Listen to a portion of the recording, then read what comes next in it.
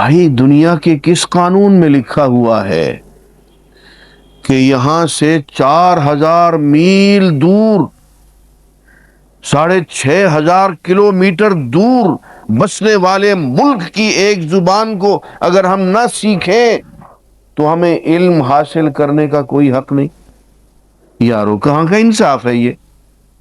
اس کو تو تم نے لازم قرار دے دیا، اور وہ جو قرآن کی زبان ہے، وہ جو میرے حبیب کی زبان ہے، آقا نامدار کی زبان ہے، وہ جو اللہ کی محبوب ترین زبان ہے، وہ جو عالم اسلام کی زبان ہے، وہ پڑھنے کے لیے کہتے ہیں بیٹا تو اگر کر لے مڈل پاس تو پھر تجھے عربی پڑھنے کی اجازت ہے۔ یہ کہاں کی شرافت ہے بھائی؟ یہ کس کو بیوقوف بنا رہے ہیں؟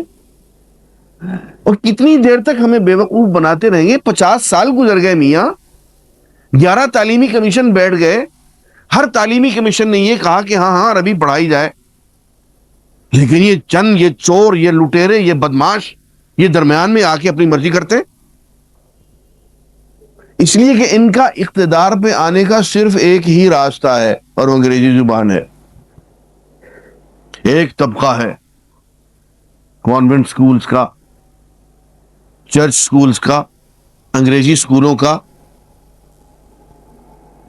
اور وہ یہ اپنا حق اقتدار باقی رکھنا چاہتا ہے کہ اقتدار میں، بیوروکریسی میں، فیڈرل پبلک سروس کمیشن میں صرف انہی کے بچے اوپر سے جائیں گے، عوام کا کوئی حق نہیں ہے۔ کہاں گئے تمہارے بنیادی انسانی حقوق؟ اس پہ کوئی جج نہیں بولتا، اس پہ کوئی سپریم کورٹ کا، ہائی کورٹ کا جج نہیں، یہاں ان کا سو موٹو کا سارا حق ختم ہو گیا، یہاں ان کی زبانوں میں گنگنیاں پڑ گئیں۔ کیا ہو گیا ہے لوگوں کو؟ مولوی بھی سارے چپ ہیں، نظام تعلیم پہ کسی مولوی کا بیان نہیں آ رہا، ہر ایک کو اپنے اپنے مدرسے بنانے سنبھالنے کی فکر تو ہے، چونکہ یہ ان کی ریاستیں ہیں۔ یہ مدرسہ جو ہوتا ہے یہ مولوی کی ریاست ہوتا ہے، یہ مدرسہ مولوی کی جاگیر ہوتا ہے، وہ اپنی اپنی جاگیریں تو بچانے کی فکر ہے ان کو۔ نظام تعلیم کی، میاں مدرسے سے فارغ التحصیل ہو کے کوئی ڈپٹی کمشنر نہیں بنے گا، مدرسے سے فارغ التحصیل ہو کے کوئی میجر جنرل نہیں بنے گا، وہ تو انہی اسکولوں کالجوں میں سے ہی جائیں گے۔ عقل سے کام لو، اسکولوں کالجوں کو ٹھیک کرو، اس طرف دھیان دو، دین کو علیحدہ علیحدہ نہ رکھو، اس کو مدارس تک محدود نہ کرو۔ مجھے افسوس ہے کہ مولویوں کی کوشش یہ ہوتی ہے کہ دین کی تعلیم مدارس تک محدود رہے۔ اسی لاہور شہر کے ایک بہت بڑے مولوی، نام نہیں لیتا ہوں، میں وضو سے ہوں، میں نے اپنا پورا نظام تعلیم کا خاکہ ان کے آگے رکھا تو حضرت صاحب فرماتے ہیں کہ اگر تمہارا یہ نقشہ، یہ نظام تعلیم اگر یہ قبول کر لیا گیا تو ہمارے مدرسے بند ہو جائیں گے۔ منبر رسول پہ بیٹھا ہوں، جھوٹ نہیں بول، یہ ایک بہت بڑے مفتی کا قول ہے۔ اس کو اس بات کی خوشی نہ ہوئی کہ میں اسکولوں میں، کالجوں میں قال اللہ اور قال رسول شروع کروا رہا ہوں۔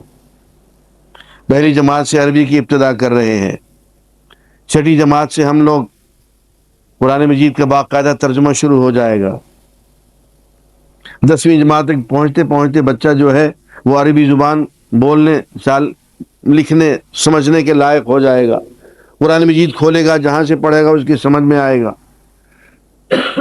صحاح، ستہ، بخاری، مسلم، موطا، یہ کتابیں کھول کے پڑھے گا، اس کی بھی سمجھ میں آئیں گی۔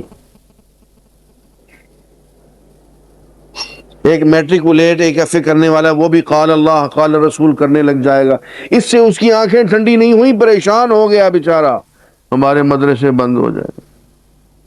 میں نے کہا مولوی صاحب تمہارے مدرسے بند نہیں ہوں گے، تمہارے مدرسوں کو اللہ اور رونق دے دے گا، جبکہ یہ بچے عربی پڑھ لیں گے تو انہیں تفسیر پڑھنے کا بھی شوق ہوگا، انہیں حدیث پڑھنے کا بھی شوق پیدا ہو جائے گا، یہ پھر مفسر بننا چاہیں گے، محدث بننا چاہیں گے، یہ اسپیشلائز کرنا چاہیں گے، اس کے لیے ہمیں پھر آپ کی خدمت میں ہی آنا پڑے گا.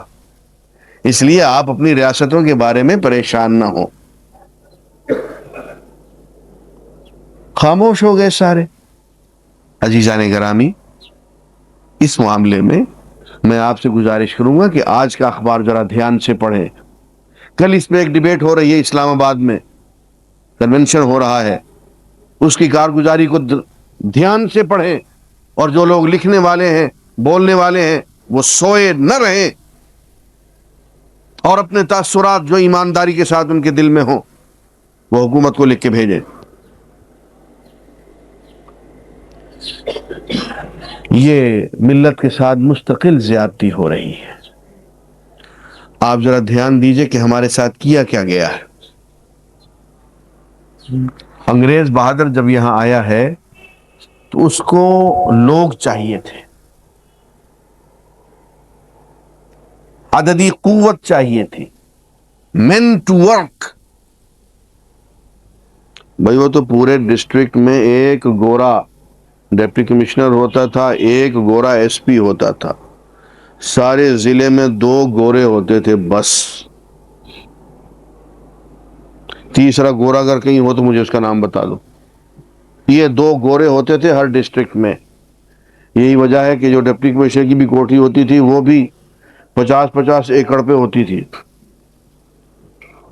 ایس پی کی کوٹھی بھی جو ہوتی تھی وہ بھی. اب ایک ایس پی کی کوٹھی، ایک ڈپٹی کمشنر صاحب کی کوٹھی اس وقت بھی 133 کنال میں ہے. 133. فیصل آباد میں جائیے، شہر کے بالکل وسط میں، جہاں 1 کنال زمین کی قیمت جو ہے 30 لاکھ روپے سے کم نہیں ہے، شہر کے وسط میں ڈی سی کی کوٹھی ہے. پتہ کتنے کنال میں؟ 70 کنال کے قریب ہے وہ. بھائی 1.5 کنال کا ان کو مکان دو، وہاں آرام سے شرافت سے انسان کی طرح رہیں. وہ کوئی جانور تو نہیں ہے کہ اس کو جنگل میں بھاگنے کی ضرورت پیش آئے. وہ انسان ہے. وہ کوئی خچر نہیں ہے، کوئی گدھا نہیں ہے، کوئی انسان ہے. وہ ڈپٹی کمشنر جو ہے اس کو 1 کنال کی کوٹھی کافی ہے. لیکن چونکہ گورا رہتا تھا بطور ایس پی کے، تو اس کو 50 ایکڑ کے لیے میدان چاہیے تھا. اس لیے کہ اس کو پتا تھا کہ اس 50 ایکڑ کے اندر ہی اندر اس کو رہنا ہے. ہاں باہر آئے گا تو لوگ ماریں گے. وہ مکس اپ نہیں ہو سکتا تھا لوگوں کے ساتھ. میاں ختم کرو، 50 سال ہو گئے، غریب ملک ہے. ان ساری اراضی کو نیلام کرو، اپنے قرضے اتارو، اور ان لوگوں کو انسان کا بچہ بناؤ. 2 آدمی ہوا کرتے تھے گورے، ایک ڈپٹی کمشنر اور ایک ایس پی سپرنٹ پولیس، بس. اور پورے ضلع پہ ان کا مضبوط کنٹرول ہوتا تھا. روز کی تازہ سے تازہ خبریں ان کو پہنچتی تھیں. پہنچانے والا کون ہوتا تھا؟ ہم لوگ. بلیک مین، براؤن انگلش مین. ایک پوری مشینری اس نے پیدا کی، جو کہ رہنے والے یہاں کے تھے لیکن ان کے دل انگریزی حکومت کے ساتھ دھڑکتے تھے. پوری وفاداری تھی ان کی انگریز کے ساتھ. 2 آدمی پورے ضلع پہ حکومت کرتے تھے، اور یوں پورے انڈیا پہ انہوں نے حکومت کی ہے. پورے انڈیا پہ نہیں، دنیا کے بہت بڑے حصے پہ، دنیا کے 1/4 حصے پہ. اور کس طرح سے کی ہے؟ صرف ایک نظام تعلیم کے راستے سے. ایسا نظام تعلیم جس میں کردار، ضمیر، ایمانداری نام کی کوئی چیز نہیں. پہلی جماعت سے لے کے MA تک، PhD تک کسی جگہ کیریکٹر بلڈنگ کی کوئی تکلیف نہیں. سچ بولنے کی کوئی پریشانی نہیں، میرے سچ ہی بولنا ہے ہر حال میں. ایمانداری، انٹیگریٹی نہ نہ، ضمیر، سوچ، اندر کا انسان، جاگا ہوا انسان، حر، آزاد، نہ نہ نہ، پھر حکومت کیسے کرتے ہو؟ وہ سب خصوصیات، وہ ساری صفات جو اپنے ملک کے بچے کو وہ سکھاتے ہیں، ہمیں انہوں نے ان سے محفوظ رکھا۔ حتیٰ کہ فنی تعلیم، بھائی آج سے 150 سال پہلے جو ہمارے ہاں تعلیم دی جاتی تھی مساجد میں، مدرسوں میں، ہم خطاط بناتے تھے، ہم پینٹر بناتے تھے، ہم پوٹر بناتے تھے، بڑھئی بناتے تھے، ہم چھوٹے چھوٹے رنگ سازی سکھاتے تھے، ہم انشاء سکھاتے تھے، منشی بن جاتا تھا وہ، ڈسپینسر عطار جسے کہتے ہیں وہ بن جاتا تھا، وہ مڈل کرتا تھا، عطار بن جاتا تھا وہ۔ اور جو شخص عالم بنتا تھا، مفتی بنتا تھا، بھائی اس کو طبیب بننا پڑتا تھا، فزیشین بننا پڑتا تھا، وہ دین کو بطور ذریعہ معاش کے اختیار نہیں کر سکتا تھا۔ اسلام میں دین کو، قرآن کو، سنت کو، اللہ کے نام کو بطور مینز آف ارننگ کے کہیں استعمال نہیں کیا جاتا۔ وہ خطیب ہوتا تھا، وہ مفتی بھی ہوتا تھا، لیکن اس کے ساتھ وہ طبیب، نباز طبیب ہوتا تھا، وہ عطار ہوتا تھا، اس کا کوئی یا تاجر ہوتا تھا، اس کا کوئی اپنا ذاتی پیشہ ہوتا تھا جس کے ذریعے سے وہ اپنی دال روٹی کما لیتا تھا، اور خطبہ دینے کے وہ پیسے نہیں لیتا تھا، فتویٰ دینے کے وہ پیسے نہیں لیتا تھا، جی ہاں تعویذ لکھنے کے لیے اگر وہ کی تعویذ لکھتا ہو تو ایک پیشہ ہے تعویذ لکھنا۔ اور وہ ظالم اپنے آپ کو عامل کہتے ہیں، لا حول ولا قوت الا باللہ، انتہائی بے عمل انسان، بد عمل انسان عامل اپنے آپ کو کہتا ہے۔ پروفیسر لکھتے ہیں اپنے ساتھ وہ۔ میں کہہ یہ رہا تھا کہ جب انگریز آیا تو اس کو ایک عددی قوت کی ضرورت تھی، اس نے عددی قوت پیدا کی ایک ایسے نظام تعلیم کے ذریعے جو بے ضمیر، بے کردار، بے ایمان، محکوم انسانوں کو پیدا کرے، ایسے انسان جو اپنے بھائیوں کو، اپنے ملک کے باشندوں کو، اپنے بزرگوں کو، اپنے اولیاء اللہ کو زنجیروں میں ڈال کے انگریز کی جوتیوں میں جا پھینکے۔ ایسی ایک نسل تیار کی گئی ہم اس نظام تعلیم کے ذریعے، اور یہی وجہ ہے کہ اس نظام تعلیم کے خلاف لوگوں نے احتجاج کیا، اس نظام تعلیم کے خلاف لوگوں نے بغاوت کی، اس سے بائیکاٹ کیا۔ آپ یہ دیکھیں نا کہ 1849 میں جو رپورٹ ہے first director of education East India company کی طرف سے، لاہور کا جو فرسٹ ڈائریکٹر، وہ کہتا ہے کہ 84% یہاں لٹریسی ریٹ ہے، خواندگی 84% ہے۔ 1849 میں 98 برس کے بعد 1947 میں جب انگریز بہادر گیا ہے تو خواندگی کی شرح صرف 4% رہ گئی۔ ہمارے سارے مدرسے ختم کر دیے گئے، ان مدرسوں کے ساتھ جتنی جائیدادیں تھیں، جتنی وقف پراپرٹی تھی، جن کے زور پہ وہ اپنے علماء کو، مشائخ کو، مدرسین کو، پروفیسرز کو، مفتی حضرات کو، خطباء کو رکھا کرتے تھے، ایک پورا میکینزم تھا، اور وہ بالکل جداگانہ انڈیپینڈنٹ ہوا کرتا تھا حکومت سے۔ وہ جو وقف جائیداد ہی آپ نے چھین لی اور اپنے ٹوڈیوں کو اور ان لوگوں کو جنہوں نے ہم سے غداری کی ان کو دے دیا۔ یہ کون ہے صاحب؟ یہ مزاری ہے، یہ کون ہے؟ یہ لغاری ہے، یہ کون ہے؟ یہ فلاں۔ اور یہ کہاں سے بن گئے بھائی؟ ان کی جائیدادیں کہاں سے آ گئیں؟ جاؤ دیکھو تو صحیح، ریکارڈ میں لکھا ہوا ہے کہ اس کو کس غداری کے صلے میں یہ سب جائیدادیں ملی ہیں۔ میاں یہ بھی چھیننی پڑیں گی۔ جاؤ دیکھو نا میاں میر رحمت اللہ علیہ، اس مزار کے ساتھ اور اس ادارے کے ساتھ پوری ایک یونیورسٹی تھی یہ۔ کتنے 100 مربع زمین یہاں سے نکال کے کس کس بدماش کو دے دی گئی جو اس وقت آپ کا ایم این اے بن کے بیٹھا ہوا ہے. یہ آپ کی بادشاہی مسجد، اس کے ساتھ 150-200 کمرے، یہ کس بات کے تھے بھائی؟ یہ یونیورسٹی تھی، اس کے ساتھ سینکڑوں مربع زمین تھی. میاں جاؤ پڑھو.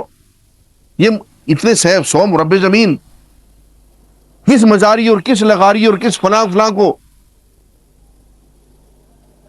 نکل گئی، وہ نکل گئی.